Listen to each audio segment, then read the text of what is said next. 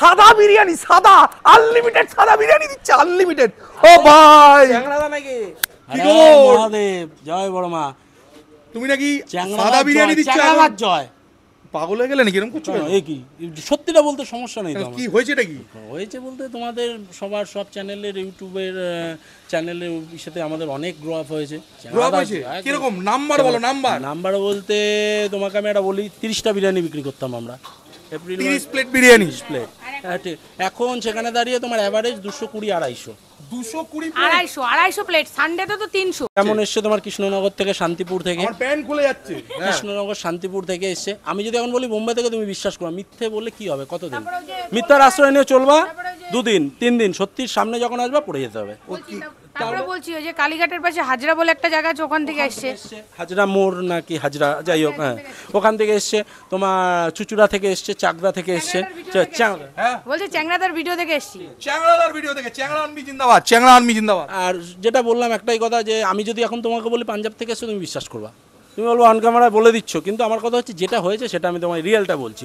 সবাই এসে বলছে চ্যাংড়াদার ভিডিও ফলো করে এসেছি, সব থেকে ভালো হয়েছে মধ্যমগ্রামে সাজিরহাট থেকে 4 জন কাকিমা এসেছিলেন, ঠিক আছে, নমস্কার। হ্যাঁ, তো তারা এসে বললো দেখো আমরা দ্বীপের ভিডিও দেখে এসেছি, নিশ্চয়ই তোমাকে ফলো করে। বলছে দ্বীপের ভিডিও দেখে এসেছি, তোমাদের বাঙালি থালিটা ট্রাই করবো, আজকে বিরিয়ানিটা ট্রাই করবো। তো করার পর উবেন একটা বিরিয়ানি নিয়েও গেল, বলছে খুব ভালো খেলাম, আমাদের ওদিককার বিরিয়ানির একটা অন্য স্টাইল, তোমার এখানের বিরিয়ানি একটা অন্য স্টাইল। কিন্তু আমি কি কারণে আরেকবার এসেছি অশোকনগরে, এই গরম মাথায় নিয়ে হিট স্ট্রোকের চান্স থাকা সত্ত্বেও, সেটা বলে দিই, ওরা নাকি এই ভোটের মরশুমে রং বদলেছে শুনছি, তোমরা নাকি এখন সাদা বিরিয়ানি বিক্রি করছো।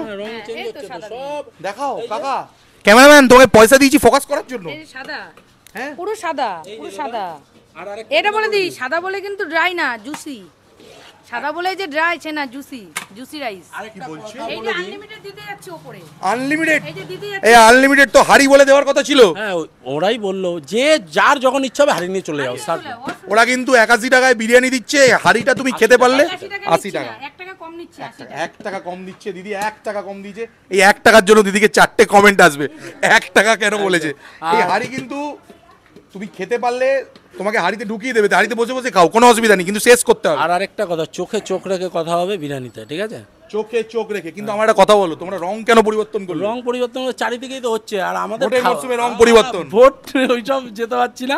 তাহলে একটাই কথা বলছি দাদা, যে খাবারের রং, তুমি রঙের পার্ট তুলেই দিয়েছে। সাদা বিরিয়ানি দেখো, লোকে রং দিলে রঙের ক্ষতিকর দিকগুলো তোলে, ওরা রং দিচ্ছে না, তারপরে তো কিছু লোক এসে বলবে সাদা ভাত লাগছে। অবশ্যই বলছে তো, তাদের বলছি, যখন বুঝিয়ে বলছি, বলছে খাবারটা ভালো হয়েছে। দেখো বিরিয়ানি, দেখো বিরিয়ানি, দেখো আমাকে বোঝা।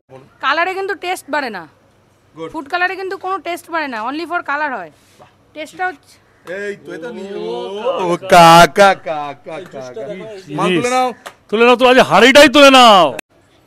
কাকা কাকা 80 টাকায় আর কি চাও? অনেকে বলছে কি 80 টাকায় লোকে নাকি ফেনাবাদ বিক্রি করে, তাদের উদ্দেশ্যে কি বলবা সেটা বলো। ফেনাবাদ আজ আমি দাদা, পশ্চিমবঙ্গে ইমোশনাল মিউজিক, পশ্চিমবঙ্গে ফেনাবাদ মানুষে খায় বিকজ মানুষের পেটে খিদে রয়েছে।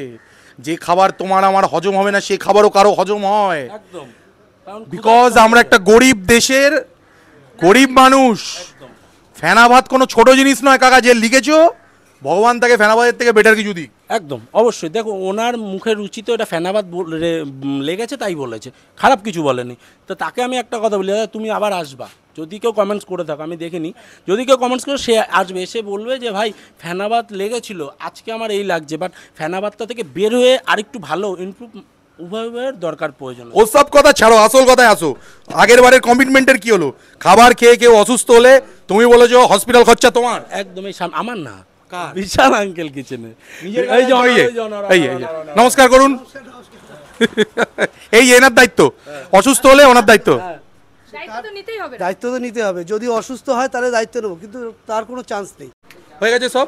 হপ্তা কোথায়? হপ্তা দেবো তো, কবে হপ্তা দেবো তোমাকে পাঠিয়ে। 250 প্লেটে পৌঁছে গেছে, 2500 প্লেটে পৌঁছে যাবে।